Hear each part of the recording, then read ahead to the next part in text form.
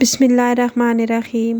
میری چاروں بیویاں بانجھ تھیں اور میں بہت ہی امیر ترین مرد تھا۔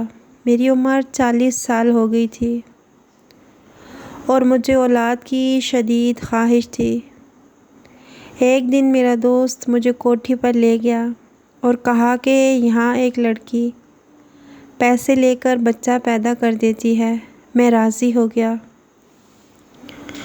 لڑکی کے پاس گیا تو میرے سر پر آسمان ٹوٹ پڑا، کیونکہ میں بہت ہی امیر تھا اور 4 شادیاں کر چکا تھا، لیکن میری اولاد نہ ہوئی تھی۔ ایک دوست نے کہا کہ دائی پیسے لے کر بچہ پیدا کر کے دیتی ہے۔ میں نے اس عورت کو گھر بلا کر اس کا نقاب اتارا تو میرے اوزان خطا ہو گئے۔ میں اپنے دوست کے ساتھ جس جگہ آیا تھا وہاں کی راتیں جاگتی تھیں اور دن سوتے تھے۔ ہر طرف گانوں کی آواز اور ڈھول کی تاب کے ساتھ گھنگروؤں کی آوازیں بھی آ رہی تھیں۔ میں اپنے دوست کے ہمراہ قدم اٹھاتا ہوا جا رہا تھا۔ اس وقت میرا دل بہت تیزی سے دھڑک رہا تھا۔ میں امیر شخص تھا۔ میرے پاس دولت کی کوئی کمی نہیں تھی، لیکن یہ بھی سچ تھا کہ میں عیاش پرست ہرگز نہیں تھا۔ بازار حسن سے مجھے کوئی غرض نہیں تھی، بلکہ میں تو گردن نیچی کر کے چل رہا تھا کہ کہیں مجھے کوئی پہچان نہ لے، کیونکہ میرا شمار اسلام آباد کے بڑے بڑے بزنس مین میں سے ہوتا تھا۔ مجھے تو اپنی عزت کے لالے پڑے ہوئے تھے۔ یہ میری بہت بڑی مجبوری تھی جو مجھے یہاں لے آئی تھی۔ وہاں بھی پرانی عمارتیں تھیں، چھوٹی چھوٹی گلیاں تھیں۔ ہر 2 منزل عمارت سے ناچ گانے کی آوازیں آ رہی تھیں۔ باہر ایک عورت منہ میں پان دبائے بیٹھی تھی۔ وہ عورت یہ جملے کہہ رہی تھی: صاحب، ہمارے کوٹھے کو عزت بخشو گے، دیکھو آپ کی طبیعت حساس بشاش ہو جائے گی۔ یہ سب باتیں سن کر شرم سے میرا چہرہ سرخ ہو گیا۔ میں نے کبھی ایسی گفتگو نہیں سنی تھی۔ لگتا تھا جیسے کوئی کاروباری کپڑے کا بازار ہو اور دکاندار اپنی چیزوں کی تعریف کر کے اس سے پیش کر رہا ہو۔ کیا عورت اتنی سستی اور معمولی سی چیز تھی؟ دل ہی دل میں دوست کی بات مان کر میں بہت شرمندہ ہو رہا تھا۔ مجھے یہاں نہیں آنا چاہیے تھا، یہ بہت بڑی غلطی تھی۔ میرا دل چاہ رہا تھا کہ میں یہاں سے واپس چلا جاؤں، کسی بھی کوٹھے کے پاس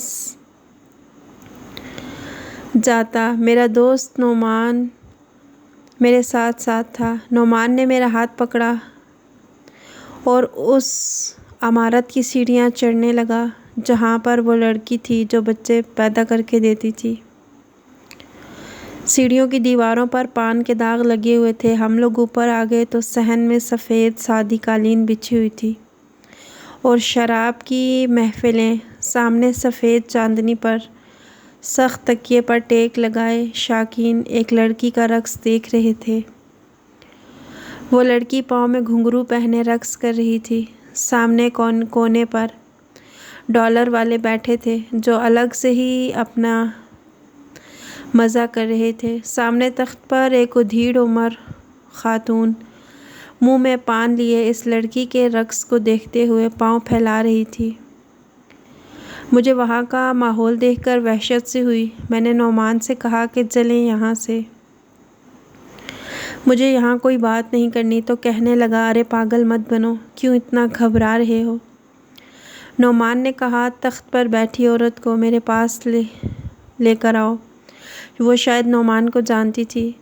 نعمان سے آنکھوں کے اشارے سے پوچھنے لگی: یہ کون ہے؟ نعمان نے کہا: یہ میرا دوست ہے، اسے خوبصورت سے ملواؤ، اسے اولاد چاہیے۔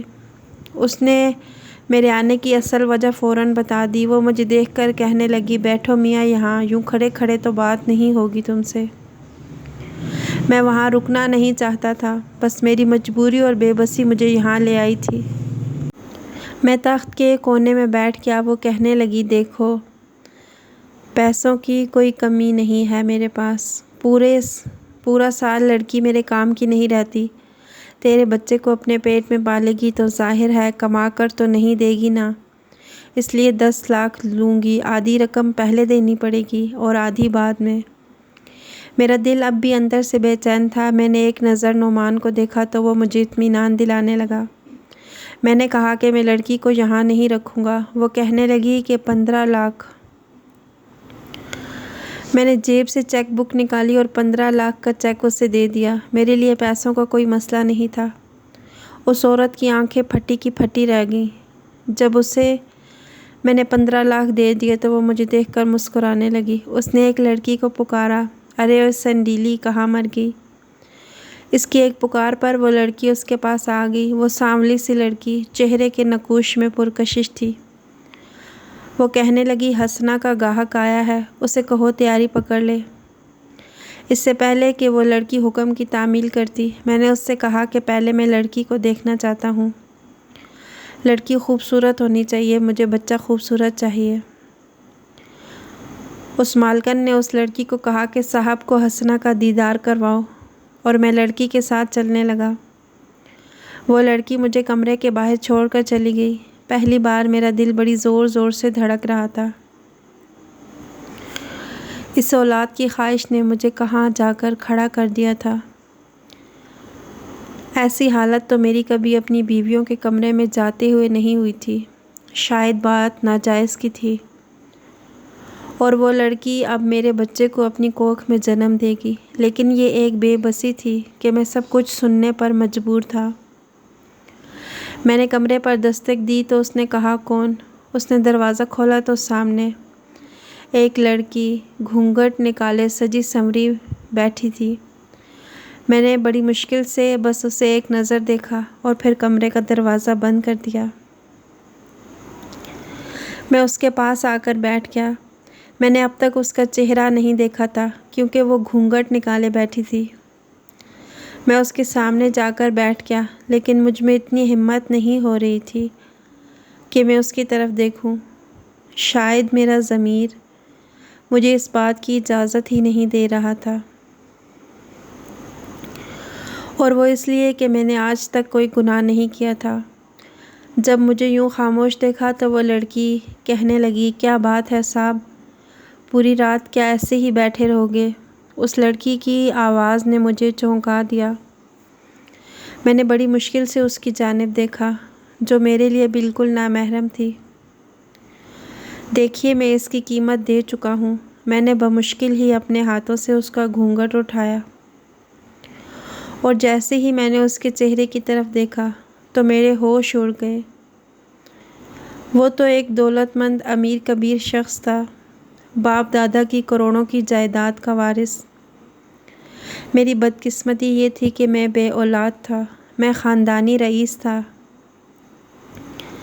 میری پہلی شادی میرے والدین کی پسند سے ہوئی تھی۔ میری بیوی میری پھپھو ذات تھی، عمر بھی مجھ سے 7 سال بڑی تھی، لیکن اخلاق کی بہت اچھی تھی۔ میری شادی کو 10 سال ہو گئے، لیکن اولاد نہ ہوئی۔ دنیا جہاں سے میں نے آمنہ کا علاج کروایا، مگر وہ مجھے اولاد نہ دے سکی۔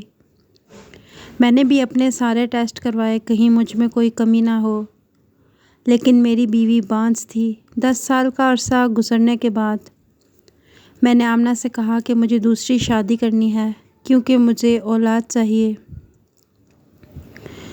میری بات سن کر چند دن تو وہ خاموش رہی، پھر اس نے مجھے دوسری شادی کی اجازت دے دی۔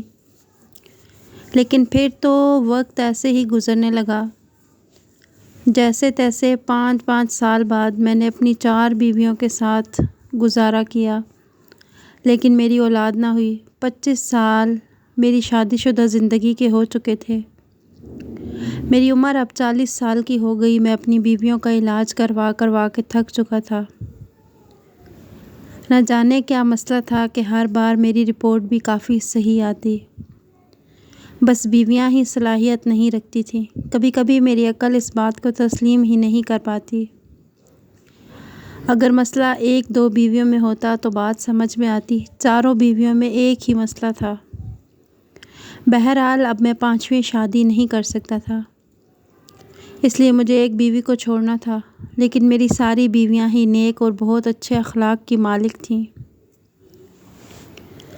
میں کیسے ان میں سے کسی ایک کے ساتھ زیادتی کرتا، لیکن عمر کے جس حصے میں پہنچ چکا تھا آگے بڑھاپا ہی بڑھاپا تھا، اس لیے اب تو مجھے اولاد چاہیے تھی۔ میں نے اس سلسلے میں جب نعمان سے بات کی تو اس نے مجھے یہ راستہ بتا دیا جو سراسر گناہ کا تھا۔ پہلے تو میں نے اس سے فوراً ہی انکار کر دیا۔ میں نے کہا کہ میں خاندانی شریف انسان ہوں، ایک طوائف سے کیوں اولاد پیدا کروں گا؟ تو وہ کہنے لگا، پھر ایک بیوی کو طلاق دے دو، تمہاری پہلی بیوی بھی اب بیمار رہنے لگی ہے۔ نعمان کی بات سن کر میں نے کہا کہ اس وقت اسے سب سے زیادہ میری ضرورت ہے، میں اسے کیوں چھوڑ دوں؟ تو وہ مجھ سے کہنے لگا کہ پھر اپنی عمر دیکھ لو، بڑھاپے میں تم قدم رکھ چکے ہو، بس وقت گزرنے کے ساتھ ساتھ اولاد ہونے کے چانسز بھی کم ہو جائیں گے۔ بات تو نعمان کی بھی ٹھیک تھی، مجھے اولاد چاہیے تھی۔ نعمان کہنے لگا کہ جو میں بتا رہا ہوں اس سے تجھے بچہ بھی مل جائے گا اور 5ویں شادی بھی نہیں کرنا پڑے گی۔ پھر تم دنیا کو کہہ دینا کہ 4 بیویوں میں سے کسی ایک سے بچہ ہوا ہے، کسی کو کوئی خبر نہیں ہوگی۔ میں کافی دنوں تک اس کی بات پر سوچتا رہا، میرا نام لینے والا بھی کوئی نہ ہوتا۔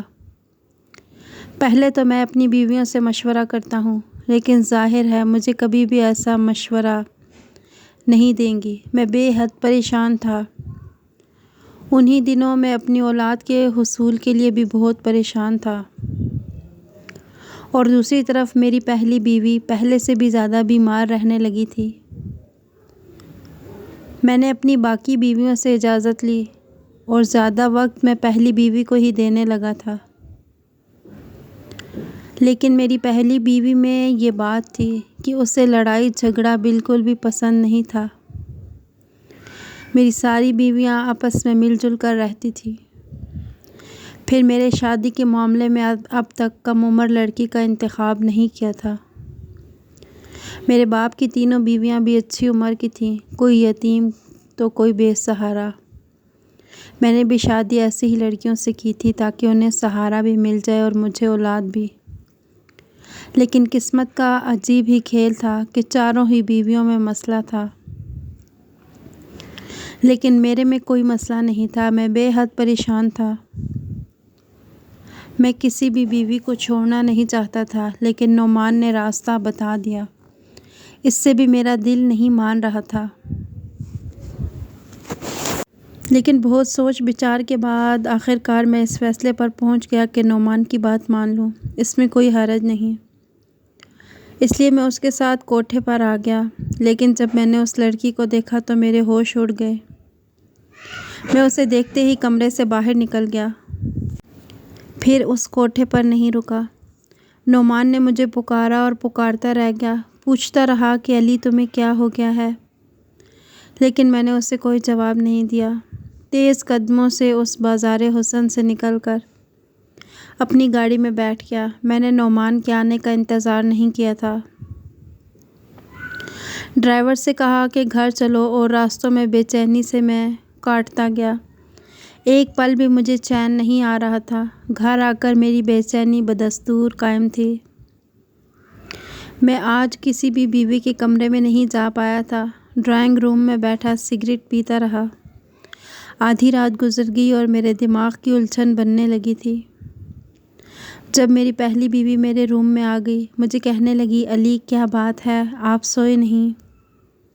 میں نے ایک نظر اس کی طرف دیکھا، پھر نفی میں سر ہلا دیا۔ وہ میرے پاس بیٹھ کے کہنے لگی، آج کیا پریشانی ہے؟ میں نے ایک نظر اس پر ڈالی۔ جس کا اور میرا ساتھ 25 سال کا تھا، وہ اب بیمار رہنے لگی تھی۔ میں نے اس کا ہاتھ تھاما اور کہا، تمہاری طبیعت کیسی ہے؟ کہنے لگی، مجھے اپنے بچنے کی کوئی امید نہیں۔ میرے پیٹ میں بنی ہوئی رسولیاں پھٹ کر کینسر کی شکل اختیار کر گئی ہیں۔ آپ بھی جانتے ہیں، میں یہ جانتا تھا کہ یہ چند مہینوں کی مہمان ہے، اس لیے اب سارا وقت اسی کے پاس گزارتا۔ میرے کندھے پر اس نے سر رکھ دیا تو میں نے بھی اسے اپنے حصار میں لے لیا۔ میں نے کہا میں سوچ رہا ہوں کہ تمہیں لندن لے جاؤں، وہاں تمہارا علاج کرواؤں۔ میری بات پر وہ کہنے لگی کہ کوئی فرق نہیں پڑے گا، وقت گزر چکا ہے۔ آپ میری آخری خواہش پورے کرتے ہیں تو مجھے طلاق دے کر ایک اور شادی کر لیں۔ اس کی بات پر میں نے اس کی طرف دیکھا تو وہ کہنے لگی، میں اسی گھر میں ایک کمرے میں رہ لوں گی، لیکن میں مرنے سے پہلے آپ کا بچہ دیکھنا چاہتی ہوں۔ اس کی بات سن کر میری آنکھوں کے سامنے حسنہ کا چہرہ گھومنے لگا۔ میں نے اس سے کہا کہ میں تمہیں اتنا بڑا غم نہیں دے سکتا، پہلے ہی تم بیمار ہو اور تم اس بیماری سے شدید طرح سے دوچار ہو گئی ہو۔ وہ کہنے لگی، ایسا نہیں ہے، میں تو یہ سمجھتی تھی کہ آپ صاحب اولاد ہو جائیں، مگر یہ نہیں پتہ تھا کہ میرا سایہ آپ کی باقی بیویوں کو بھی ایسا ہی کر دے گا۔ یہ کہہ کر وہ رونے لگی۔ میں نے اس سے کہا کہ ایسا کچھ نہیں ہے، ایسا مت سوچو، شاید اولاد میرے نصیب میں ہی نہیں تھی۔ میری بات سن کر وہ کہنے لگی، آپ نے شادی ہمیشہ بے سہارا لڑکیوں سے کی تاکہ آپ کی کوئی نیکی اللہ تعالیٰ کو پسند آ جائے، تو پھر رات کو اس طوائف خانے سے کیوں بھاگ کر واپس آ گئے؟ اس کے منہ سے یہ سن کر مجھے حیرت کا جھٹکا لگا۔ میں نے کہا، تمہیں کس نے بتائی میری یہ بات؟ اس نے گہری سانس لی اور کہنے لگی، آپ اسے چھوڑیں، میری بات کا جواب دیں۔ میں نے کہا، میرا دل نہیں مانا، کیونکہ وہ طوائف ہے، بہت کم عمر ہے، بس 18 سال کی۔ اسے دیکھ کر تو مجھے اس پر ترس آ گیا، پتہ نہیں اس کم عمر میں اس بیچاری سے یہ گھٹیا کام کیوں لیا جاتا ہے۔ میں اس لیے واپس آ گیا تھا، وہ لڑکی 18 سال سے بڑی بالکل نہیں تھی، بے شک وہ بے حد حسین تھی، مگر بہت کم عمر تھی۔ کیا میری شادی کے بعد میری بیٹی ہو جاتی تو شاید اس لڑکی سے بھی زیادہ پیاری ہوتی۔ میری بیوی کہنے لگی کہ آپ اسی سے نکاح کر لیں علی۔ اس کی بات پر میں نے کہا، ہوش میں آؤ، وہ تو طوائف ہے، کب کسی سے شادی کرتی ہے؟ پھر اس کی مالکن مجھے ایسا قدم کیوں اٹھانے دے گی؟ اور پھر وہ بہت چھوٹی ہے۔ اس کے پاس جاتے ہوئے مجھے شرم آئی تھی۔ میری بیوی کہنے لگی کہ کوٹھے سے آزاد کروانے میں آپ اسے کامیاب ہو جائیں تو اللہ تعالیٰ آپ کو صاحب اولاد کر دیں گے۔ اپنی بیوی کی بات سن کر میں چپ سا ہو گیا تھا۔ کچھ دن اسی بارے میں سوچتا رہا، پھر یہ سوچ کر میں نے اس سے نکاح کر لیا، کیا پتہ اللہ تعالیٰ کو میری یہی بات پسند آ جائے اور میرا اللہ مجھے اولاد سے نواز دے۔ اب اس حسین لڑکی کو اس ماحول سے نکالنا چاہ رہا تھا۔ میں نے 1 کروڑ کا چیک اس عورت کے ہاتھ میں رکھ دیا۔ وہ کبھی مجھے دیکھ رہی تھی تو کبھی اس چیک کو، پھر کہنے لگی، اتنی بڑی رقم کیوں؟ میں نے کہا کہ مجھے حسنہ سے نکاح کرنا ہے، اس کے بعد اس کا اس کوٹھے سے کوئی تعلق نہیں۔ وہ لالچی عورت تھی، اس لیے فوراً مان گئی۔ میں نے پہلی بیوی کو اس کی خواہش کے مطابق طلاق دے دی۔ وہ میرے ہی گھر میں ایک کونے میں ایک کمرے میں رہتی تھی۔ میں اس کے سامنے تو نہیں جاتا تھا، لیکن اس کی ہر چیز کا خیال رکھنے کی پوری کوشش کرتا تھا۔ میں نے چند لوگوں کی موجودگی میں حسنہ سے نکاح کر لیا تھا اور اسے اپنے ساتھ اپنے گھر لے آیا۔ وہ پھٹی پھٹی آنکھوں سے میرا محل نما گھر دیکھنے لگی۔ کہنے لگی، صاحب کیا یہ سب تمہارا ہے؟ تم تو بہت امیر ہو، میرے ساتھ ساتھ تو بہت کچھ خرید رکھا ہے آپ نے۔ میں عمر میں اس سے بہت زیادہ بڑا تھا۔ اس کا لہجہ سن کر مجھے بہت برا سا لگا تھا، کیونکہ میں اس کا گاہک نہیں بلکہ شوہر تھا۔ میں نے اپنی تینوں بیویوں سے حسنہ کا تعارف کروایا اور پھر اسے اپنی پہلی بیوی سے ملوایا۔ آخر میں نے اپنے تیسرے نمبر کی بیوی سے کہا کہ اسے میرے کمرے میں چھوڑ آئے۔ وہ اسے کمرے میں چھوڑ آئی۔ میں سگریٹ پی رہا تھا، لیکن کمرے میں جانے کی میری ہمت ہی نہیں ہو رہی تھی۔ میری تینوں بیویاں نیک کردار اور ایک نیک سیرت کی مالک تھیں، اور یہ لڑکی اس کی زندگی میں آنے والا میں پہلا مرد نہ تھا۔ ہمدردی اپنی جگہ، لیکن ایک بیوی کو روح میں قبول کرنا آسان کام نہیں تھا۔ لیکن اولاد کی خاطر میں یہ کڑوا گھونٹ بھی پینے کو تیار تھا۔ میں نے سوچا شاید اللہ تعالیٰ کو میری یہ نیکی پسند آ جائے۔ میں اپنی ہمتوں کو جمع کر کے کمرے میں گیا۔ وہ اس وقت تک سو چکی تھی۔ وہ بہت ہی کم عمر تھی۔ میں نے 4 شادیاں کی تھی لیکن اتنی چھوٹی اور کم عمر لڑکی ان میں سے کوئی بھی نہیں تھی۔ میں نے اسے سونے دیا اور خود بھی سو گیا۔ صبح جب میں جاگا تو حسنہ مجھے بڑی حیرت سے دیکھنے لگی۔ میں نے اسے کچھ نہیں کہا تھا، شاید اسی لیے مجھے یوں حیرت سے دیکھ رہی تھی۔ پھر میں نے اس سے کہا کہ وہ آ کر ناشتہ کر لے۔ رات میں اس نے کچھ ٹھیک سے کھایا نہیں تھا۔ یہ کہہ کر میں کمرے سے باہر نکل گیا۔ کچھ دیر کے بعد حسنہ بھی باہر آ گئی۔ میری بیویوں کے ساتھ ناشتہ کیا۔ میری عادت تھی کہ میں باری باری سب بیویوں کو اپنے ہاتھ سے ایک ایک نوالہ ضرور کھلاتا تھا۔ اپنی چاروں بیویوں کے ساتھ میں نے آج تک انصاف والا معاملہ رکھا تھا۔ چند دنوں تک میں نے حسنہ سے کسی قسم کا کوئی رشتہ قائم نہیں کیا۔ ہاں، اس سے اچھے طریقے سے بات چیت ضرور کی تھی۔ چند دن ہی گزرے تھے کہ وہ مجھ سے کہنے لگی، صاحب مجھے یہ بتائیں، آپ نے اتنے پیسے دے کر مجھے خریدا۔ میں اس کے منہ سے یہ بات سن کر حیران ہو گیا تھا۔ میں نے اس سے کہا کہ یہ بات کیوں کی تم نے؟ میں نے تمہیں خریدا نہیں بلکہ تم سے نکاح کیا ہے۔ مجھے اس کی یہ بات بری لگی تھی تو کہنے لگی، میں جانتی ہوں نکاح سے پہلے 1 کروڑ کی رقم آپ نے ادا کی ہے۔ مجھے تو لگا تھا کہ آپ ایک رات بھی صبر نہیں کریں گے کیونکہ آپ نے اتنے زیادہ پیسے جو دیے ہیں، لیکن آپ نے تو ایسا کچھ نہیں کیا۔ اس کے بعد میں اس کی باتیں سن کر حیران رہ گیا اور مجھے اس کی باتیں سن کر شدید غصہ آنے لگا، اور وہ مزید ایسے ہی کچھ بولتی تو میں شاید اس کے منہ پر زوردار تھپڑ مار دیتا، لیکن وہ چپ ہو گئی تھی۔ میں نے کہا، تم میری بیوی ہو، کوئی بازاری عورت نہیں، ایسی بات آئندہ مجھ سے مت کرنا۔ اور نہ چاہتے ہوئے بھی میرا لہجہ بلند ہو گیا تھا۔ مجھے غصے میں دیکھ کر وہ کہنے لگی، ہم سب ایسے ہی باتیں کرتے ہیں صاحب جی۔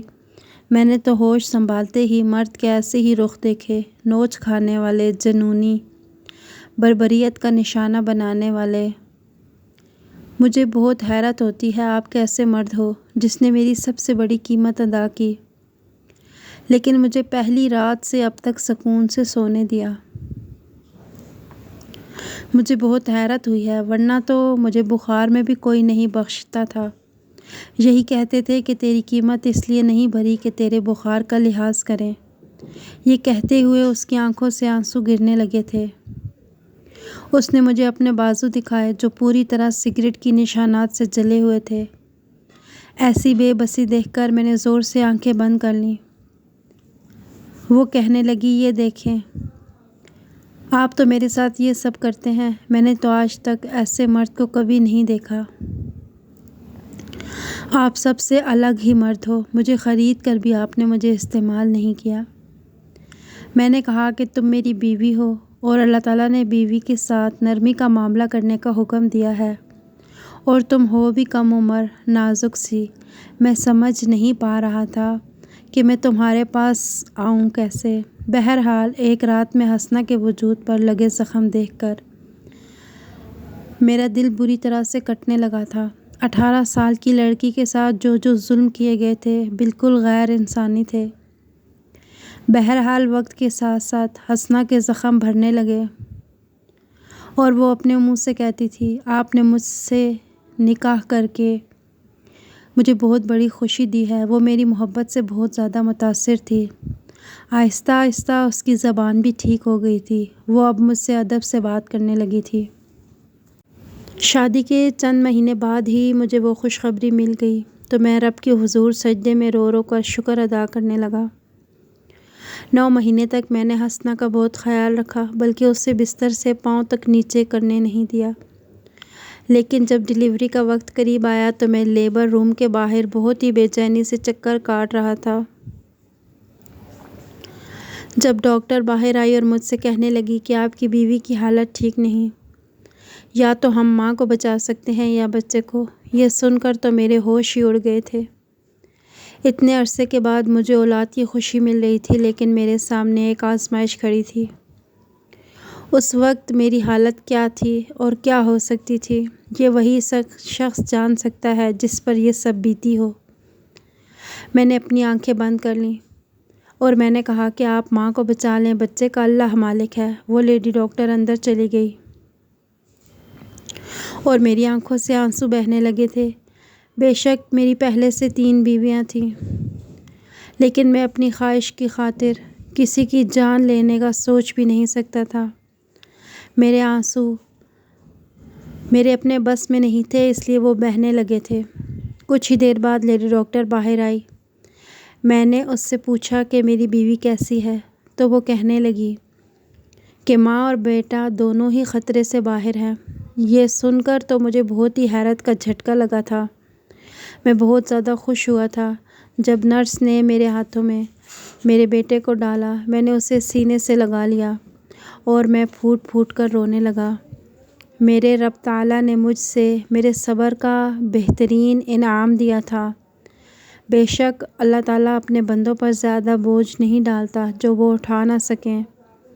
یہ تھی ہماری آج کی کہانی۔ ویڈیو پسند آئی ہے تو لائک اور شیئر کیجیے گا اور ہمارے چینل کو سبسکرائب کیجیے گا۔